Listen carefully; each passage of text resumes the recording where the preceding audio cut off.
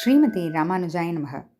வசுதேவசுதம் தேவம் கம்சச்சார்ணூரமர்தனம் தேவகீ பரமானந்தம் கிருஷ்ணம் வந்தே ஜகத்குரும். நாராயணம் நமஸ்கிருத்ய நரஞ் சைவ நரோத்தமம் தேவீம் சரஸ்வதீம் வியாசம் ததோ ஜெயமுதீரயேத். நாள்தோறும் பகவத்கீதையில் கர்மயோகம் அப்படின்ற இந்த 3வது அத்தியாயத்தில் பகவான் கர்மயோகத்தினுடைய முக்கியத்துவத்தை பற்றி சொல்லிட்டு வராரு. கர்மத்தை ஏன் செய்யணும், கர்மயோகம் ஏன் சிறந்தது, இந்த வாழ்க்கைன்ற அமைப்பு, வாழ்க்கைன்ற சக்கரம், இதில் எப்படி நம்மளுடைய பங்காற்றணும், ஆற்றலைனா என்ன அப்படின்ட்டுலாம் சொல்லிட்டு வராரு. ஆனால் இதெல்லாம் தாண்டினவங்க சில பேர் இருக்காங்க. ஆத்மதர்ஷிகள் அப்படின்னு அவங்கள சொல்கிறது உண்டு. அதாவது ஆத்மாவை உண்மையாகவே உணர்ந்துட்டாங்க. அந்த ஒரு நிலைக்கு போனவங்க இந்த கர்மங்களை செய்ய தேவையில்லை அப்படின்ற நிலைக்கு போயிட்டாங்க. ஏன் அவங்களும் நம்மளை போல் ஒரு பிறவி தானே, அவங்க ஏன் கர்மங்களை செய்ய தேவையில்லை அப்படின்னா, நம்ம ஏன் கர்மங்கள் செய்கிறோம், நம்மளுடைய கர்ம யோகமாக ஏன் செய்கிறோம், நம்மளுடைய கடமைகளை ஏன் செய்கிறோம், அதை செய்ய செய்ய செய்ய தான் நம்மளுடைய பாவங்கள்லாம் கழியும். அதாவது நான் அப்படின்ற அந்த அகங்காரம் இல்லாமல், எந்த தாழ்ந்த பலன்கள்லாம் ஆசையெல்லாம் வைக்காமல், பற்று இல்லாமல் பகவானுக்காக செய்கிறோம் அப்படின்னு அந்த ஒரு மனப்பான்மை செய்ய செய்ய தான் பாவங்கள்லாம் குறையும். பாவங்கள் குறைய அதுக்கு பிறகு நமக்கு அதில் ஞான யோகம் பிறக்கும். பிறகு ஆத்மா உணரலான்னு. ஆனால் அந்த நிலையை ஏற்கனவே அடைஞ்சவங்க என்னன்னு பார்க்கலாமா? 17வது ஸ்லோகம். யஸ்த்வாத்மரதிரேவ ஸ்யாத் ஆத்மத்ருப்தஸ்ச மானவஹ ஆத்மன்யேவ ச சந்துஷ்டஹ தஸ்ய காரியம் ந வித்யதே. தஸ்ய அவனுக்கு காரியம் ந வித்யதே செய்ய வேண்டியது எதுவுமே இல்லை. எவனுக்கு?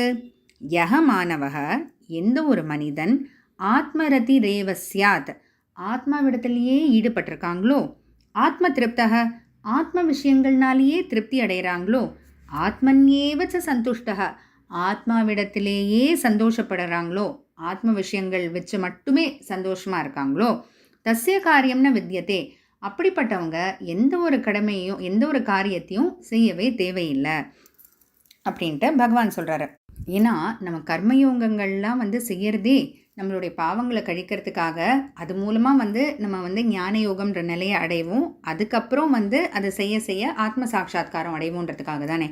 ஆனால் நம்ம இப்போ இந்த 3 ஸ்லோகங்கள் மூலமாக பேச போகிறது ஆத்மதர்ஷிகள் பற்றி.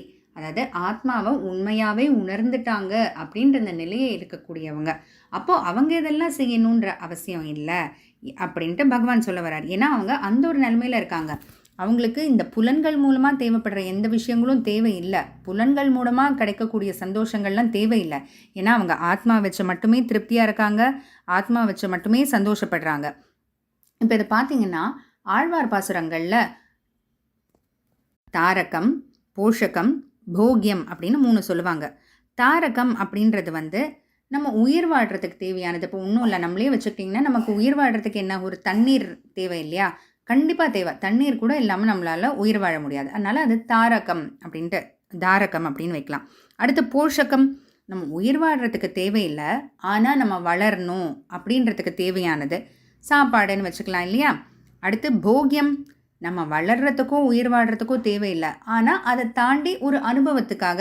இப்போ நம்ம ஏதோ ஜூஸ் குடிக்கிறோம், ஐஸ்கிரீம் சாப்பிட்றோம், இல்லை வெத்தலை பாக்கு போடுறோம் அப்படின்றதெல்லாம் நம்மளுடைய வளர்ச்சிக்கும் உயிர் வாழ்கிறதுக்கும் தேவையில்லை, ஆதாரத்துக்கும் தேவையில்லை.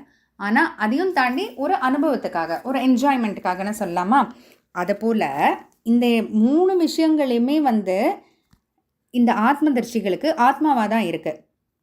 ஆத்மரதி ஈடுபாடு, அதாவது தாரகம், அவங்களுக்கு அதை அந்த ஆத்மாவையே தான் கண்டு முகர்ந்து கேட்டு எல்லாமே செய்கிறாங்க. அவங்க புலன்கள் மூலமாக கிடைக்கக்கூடியதுக்கு முக்கியத்துவம் கொடுக்கல.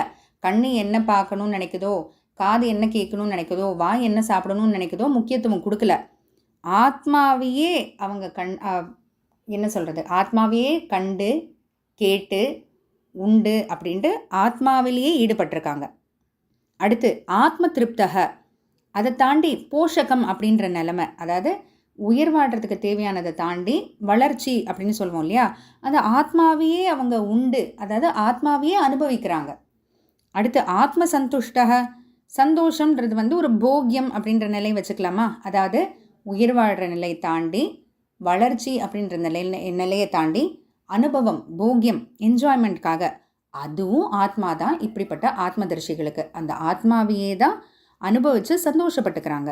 அதனால் இப்படிப்பட்ட ஒருத்தவங்க ஒருத்தவங்க ஆத்மாவையே ஈடுபட்டு ஆத்மாவினாலேயே திருப்தி அடைஞ்சு ஆத்மாவிலேயே சந்தோஷப்பட்டு இருக்காங்களோ அவங்க எல்லாத்தையும் தாண்டினவங்க. அதனால் அவங்க எந்த ஒரு யாகமும் கர்மமும் செய்ய தேவையில்லை அப்படின்ட்டு பகவான் சொல்கிறார். ரொம்ப சுவாரஸ்யமாக இருக்குல்ல கேட்குறதுக்கு. இப்படியும் கூட யாரும் இருக்க முடியுமா அப்படின்னு கேட்டால் கண்டிப்பாங்க. ரிஷிகள்லாம் வந்து இப்படி தான் வந்து வாழ்ந்துட்டுருக்காங்க. அதனால் இப்படிப்பட்ட ஆத்மதர்ஷிகள் பற்றி தொடர்ந்து பார்ப்போம். ஜெய் ஸ்ரீ கிருஷ்ணா.